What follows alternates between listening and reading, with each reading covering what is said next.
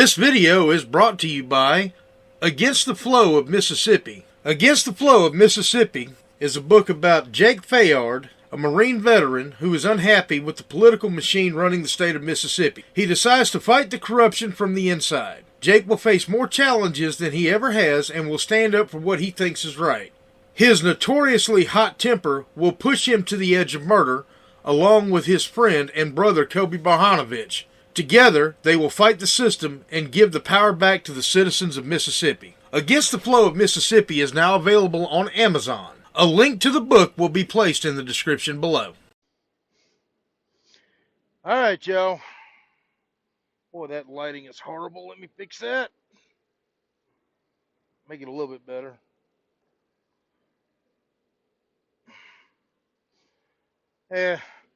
Sorry, not a lot of lighting options in the back of a semi.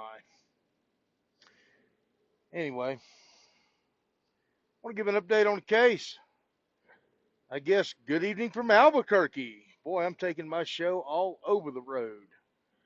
Thank God later on this weekend I'll be back down south where I belong.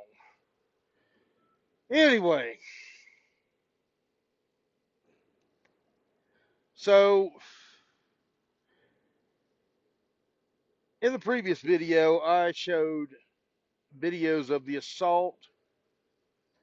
I also gave my response to the state to their motion to dismiss.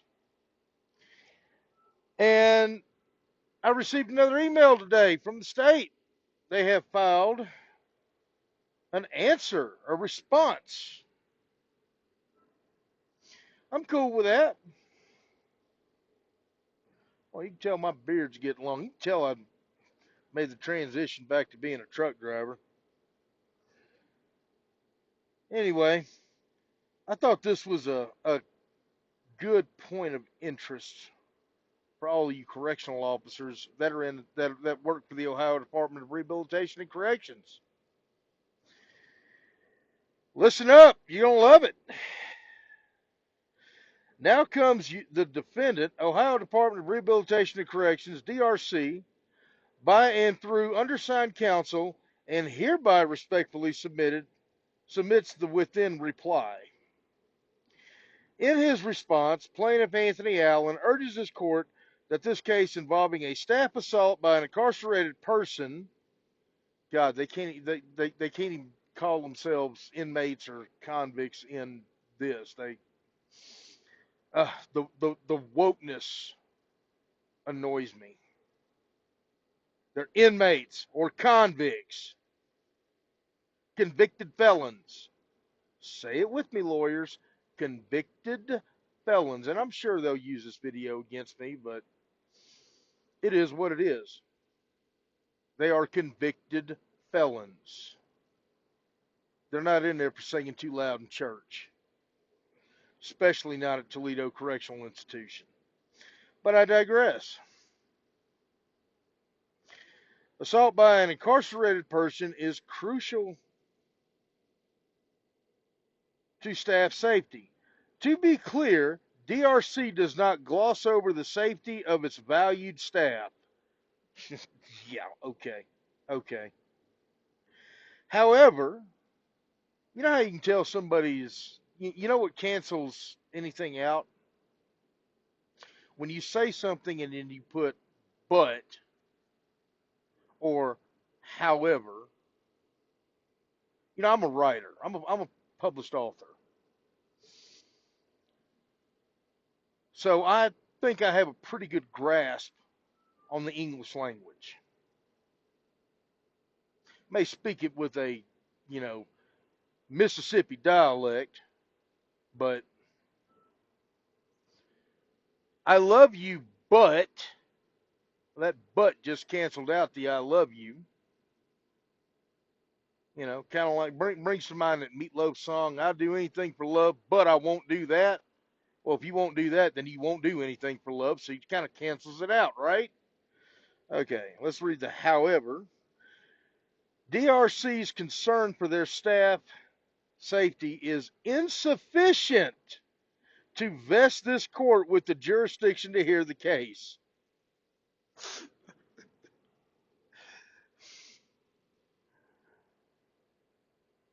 Where in that does that make any sense to anybody?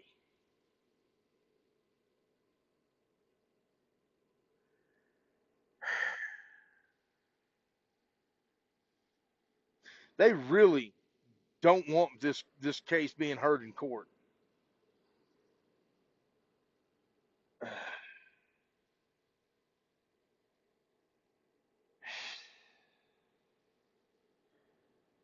Moreover, DRC's concern for their staff safety does not establish a duty nor an ability to criminally prosecute incarcerated persons for staff assault. Therefore, plaintiff's complaint must be dismissed.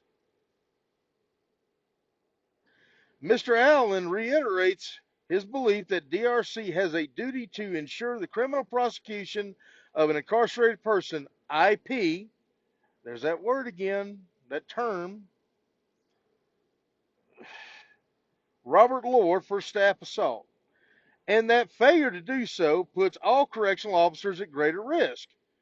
DRC has no legal duty to investigate or prosecute crimes occurring in its facilities. Then why do we wait a minute, hold on. Pump the brakes. Why is there investigators in every institution?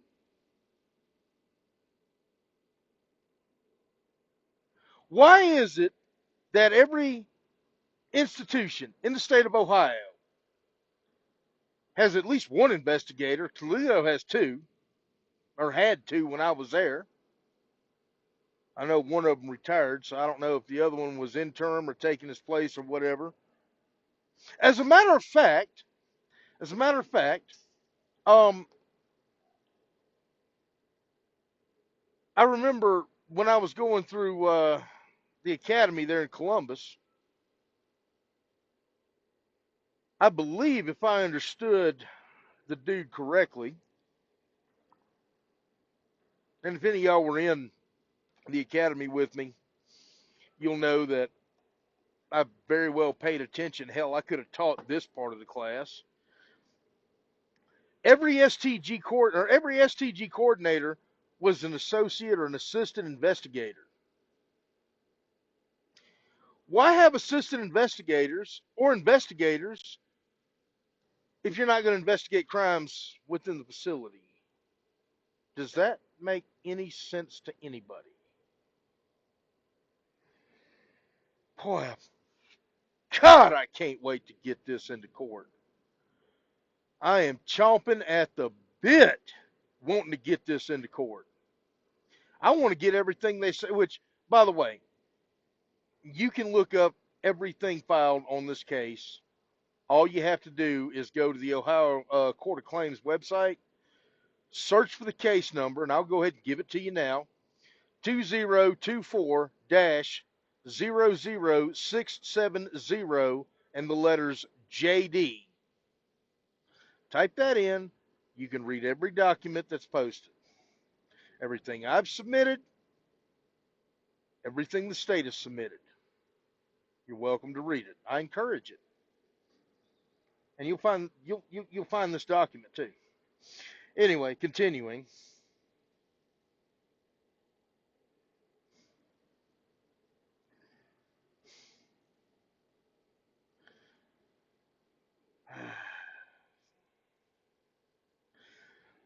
Nor does DRC have the ability to investigate or prosecute crimes occurring in its facilities, as those duties are statutorily tasked to the Ohio State Highway Patrol, and in this case, the Lucas County Prosecutor's Office.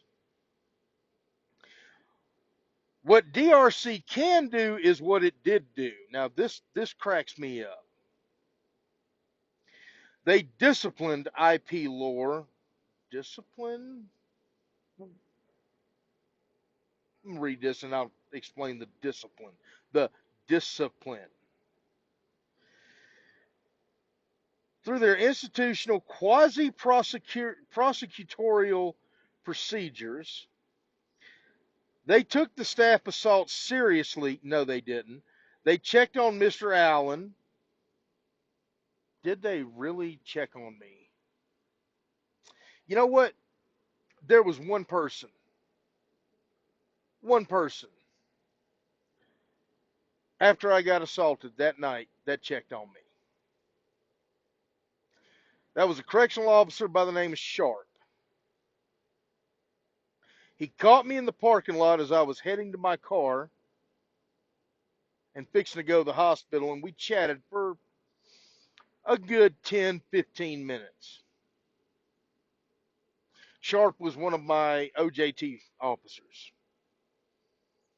Good guy. I got nothing bad to say about him. I don't know if he's got anything bad to say about me. Don't really care. As an old wise man once told me, what somebody else thinks about you ain't really none of your business. But I digress again. Yeah, he checked on me. He was like, man, I don't know if I could have went back in there and completed my shift. I'm like, why not? You know? And then we talked about it because he, according to him, had never been assaulted. And we had this conversation. I remember him checking on me, and I'll give him credit for that. A few people asked if I was okay. I mean, I wasn't, but what am I going to say? No, I'm not okay. I mean, everybody who saw me that night knew that I was completely pissed. And I think everybody who knows me or worked with me that night knew what I actually wanted to do. But self control got the better of me. Then again, I do consider myself above the actions of what convicts do, simply because I'm not a big fan of ramen noodles. I do like some shebangs, though. Let me go ahead and finish this off. And provided him with a shower and a change of uniform. Obviously. I mean, do you want a CO walking around smelling of shit? If they wouldn't have offered me a shower and a change of uniform, I'd have left. Hell, I'd have probably quit that night, to be truthful, because I wasn't walking around smelling like shit.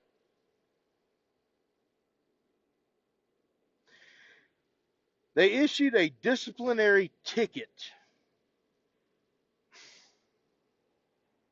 It's exactly what they did. Actually, I issued the ticket, or what I call a DR, disciplinary report, conduct report. I hate the fact they call it a ticket, even though it would seem to me that it matters to a convict about as much as a traffic ticket does.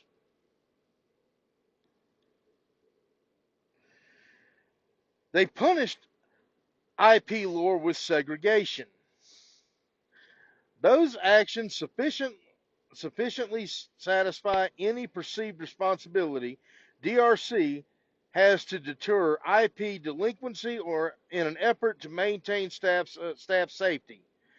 Because DRC has no duty to prosecute IP lore, plaintiff has failed to state a claim for negligence, and his claim must be dismissed. As for Mr. And this is what I love here, because never once have I claimed that this is a workman's comp case, but they mention it. As for Mr. Allen's alleged workplace injuries, the court lacks jurisdiction to hear workman's compensation claims. DRC's participation in the Ohio Workmen's Compensation Fund preempts his claim to this court regardless of whether Mr. Allen filed a workman's compensation claim and had his claim granted or had his claim denied. In fact, correctional officers' exposure to blood or other bodily fluids specifically addressed by Workers' Compensation Framework, RC 4123.026, if anybody cares to read that. If Mr. Allen workman's compensation claim was denied as he asserts in his response, Chapter 4123 provides a multi-level appeals process from denials. I'm not even going to read the rest of that because this is not a claim about workman's comp. Okay, so I lost 8 hours of vacation time. I don't care about the 8 hours of vacation time I lost. That means nothing to me. Finally, as a procedural matter, the exhibits Mr. Allen has filed along with his response may not be considered in this court's motion to dismiss analysis. The exhibits consist of internal DRC documents, including involved persons' medical records, which describe Mr. Allen was not injured, as well as body-worn camera footage. When deciding a motion to dismiss for failure to state a claim, court's review is limited to four corners of the complaint, Ritchie v. Ohio. I guess I'll read that later. When a plaintiff attached an affidavit to her, oh, that's another case. If a court considers factual allegations and evidence outside of the four corners of the complaint, that consideration should come into the context of motion for summary judgment and not a motion to dismiss. Okay, these are all cases. These are all case laws that they're quoting here. Therefore, defendant Ohio Department of Rehabilitation and Corrections respectfully requests plaintiff's complaint be dismissed in its entirety.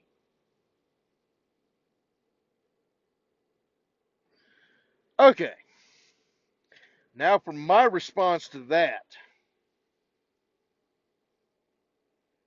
Yes, I was getting a little annoyed. So I responded harshly, but accurately, I feel.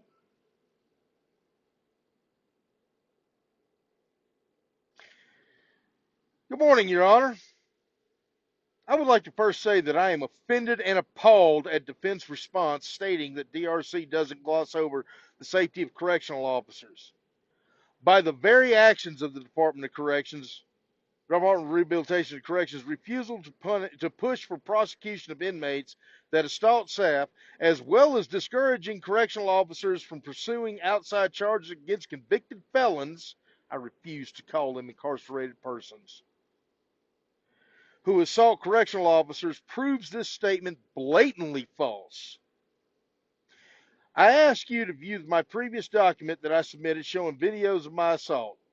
Listen to the inmates cheer as I was attacked by inmate Lore, and please tell me with a straight face that not prosecuting this violent felony keeps staff safe.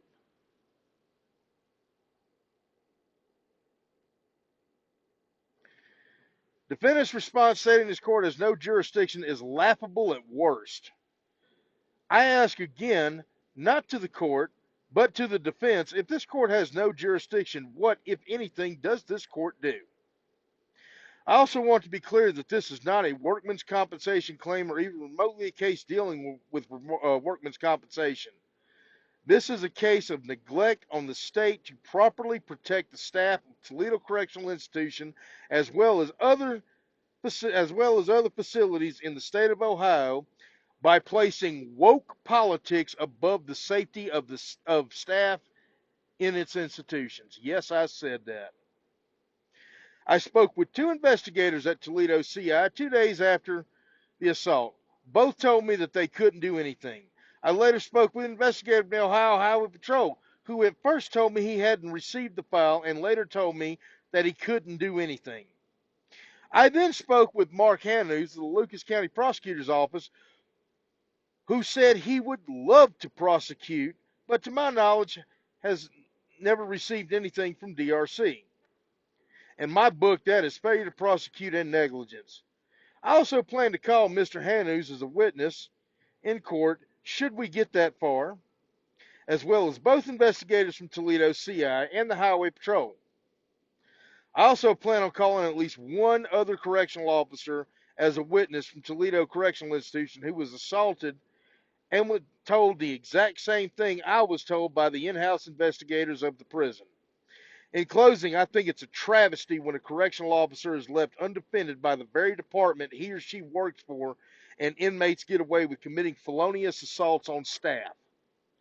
I will be sending a copy of this via email to all defense attorneys, which I did. Let me break this down for y'all, what this just said.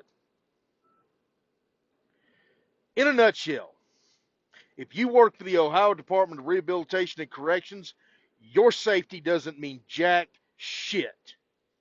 Nothing. Not a thing. But these angelic convicts get everything, don't they?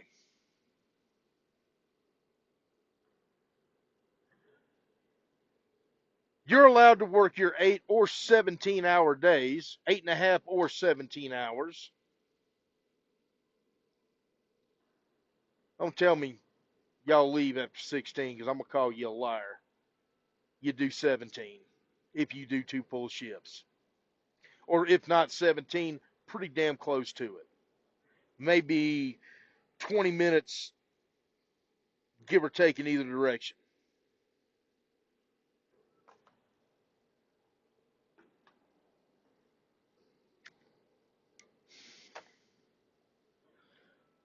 This lawsuit is punitive. You better believe it. I've never made any statement other than saying that this is punitive. I have sacrificed my career from ever working corrections again. And I'm okay with it. Came to terms with it the second I filed the damn suit. And you know what's really appalling to me? The state is so trying to cover their ass with ipso facto legal case law bullshit, and that's exactly what it is. And in all fairness, I'm going to quote Oliver Wendell Holmes. Oh shit, he knows who that is, or was. This is a court of law, not one of justice. 100% agree with that. But let's make some case law here.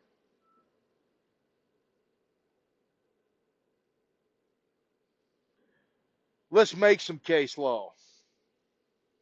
Let's put this on the book so this never happens again.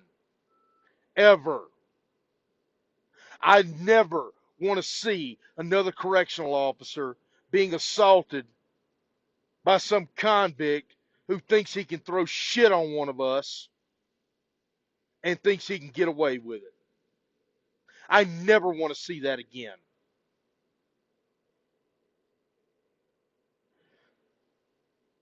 I'm pissed, and I want you to be pissed off too. That response is now a matter of court record. That's what the state of Ohio thinks about their correctional officers.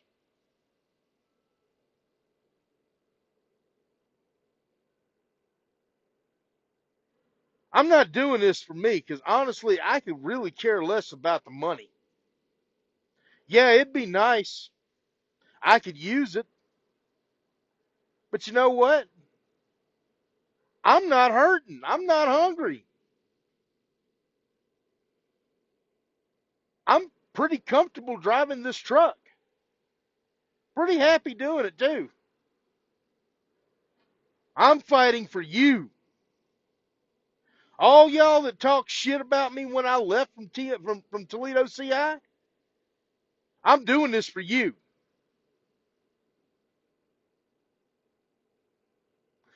And I'm doing it because as far as I could tell, I'm the only one with any balls enough to do it.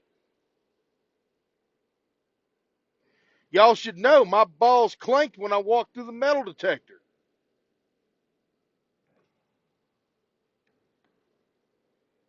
You didn't see me back down from a convict there. You won't see me back down from the state attorney general in court. I want this to, and I'm telling you right now, I'm probably going to start working on, if the court dismisses it, I'm going to start working on a federal case because I will appeal it to the federal court. I will file it in federal court in the Southern District of Ohio, in Columbus. That's where DRC's office is. I'll file it there. Got no problem.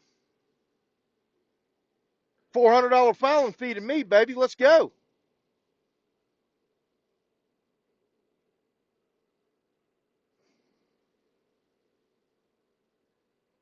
I'm fighting a fight because I love every one of y'all.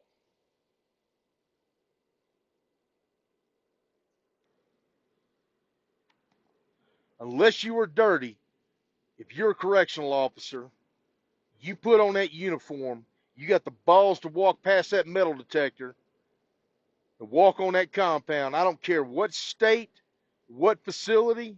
I love you. You're my brother. You're my sister. I'm doing this for you. Had this happened, which it wouldn't happen in Florida, I can tell you that now because I know what would have happened in Florida. That inmate would have been charged. Wouldn't have even been a question. The state probably wouldn't have even given me the option to say no. They would have picked up the charges. The inspector general would have made damn sure of that. And I know some of the IGs in Florida. I know what they would have done. Mississippi, I probably would have had to fight. But we all know MDOC is a clusterfuck. Thank you, Burl Cain. That's for another story. There's a reason I never worked for MDOC directly. Too damn corrupt. But I thought Ohio had some sense. I figured Ohio would be a good department. Yes, I'm attacking the Department of Rehabilitation and Corrections for the state of Ohio in court and on YouTube. And I'm doing it because I'm damn tired of my brothers and sisters out there being assaulted and having no recourse.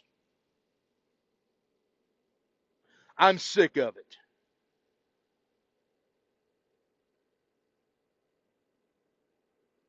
I am fed up. And God damn it, if I can help it, it won't happen again.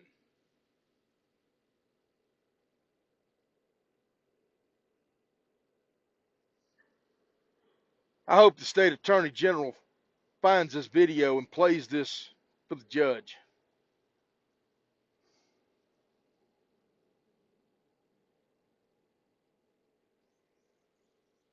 Because this is why I'm doing this. I want this to never happen again. Ever.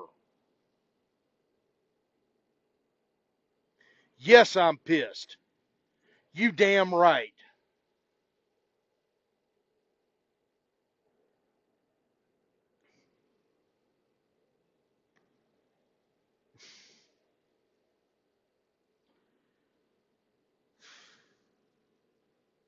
Convicts should not run the facility. COs run the damn facility. If COs don't run the facility, we're doing something wrong. You know why there was a riot and convicts held down Lucasville for 11 days? Because of shit like this.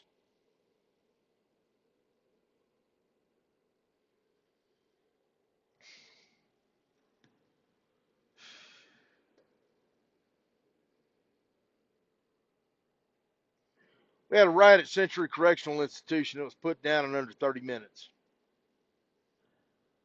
That's in Florida. 2018.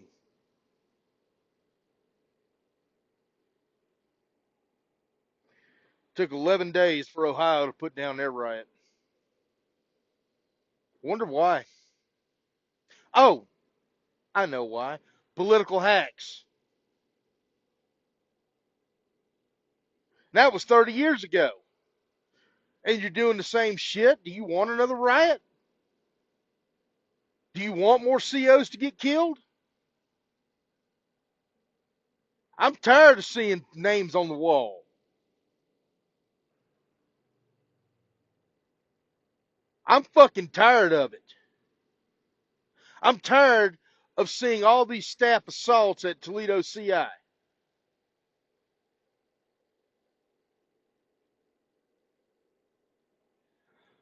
I believe in August, the same month I got assaulted, there were 6 others.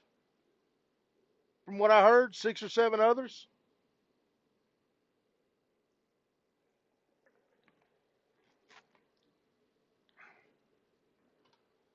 Why is that? Why do inmates at an alarming rate assault COs? Why, it's because they can. And they know they can. They know they can get away with it and have no fucking recourse. Toledo CI houses the worst of the worst in the state. They take inmates that Lucasville won't take. They take inmates that OSP won't take. Wonder why? Because that prison was built for the worst of the worst.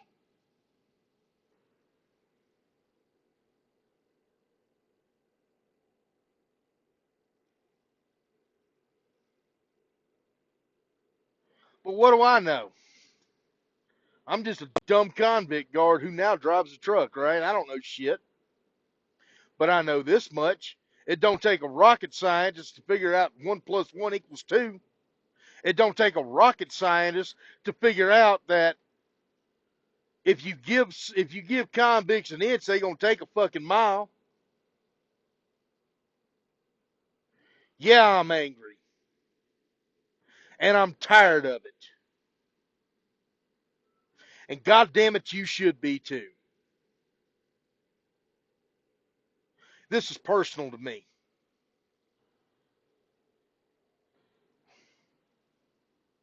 I don't care if the court finds in my favor and grants me $1. As long as I win this case and it's on the record in case law that they have a duty to do something, I'll take that as a win.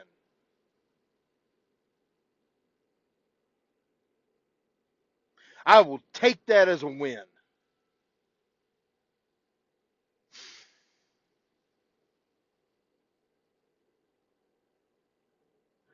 This needs to stop. And it needs to stop now. It needed to never happen. How about that? But it damn sure needs to stop now. Y'all think about it. Have a good night. I'm going to bed.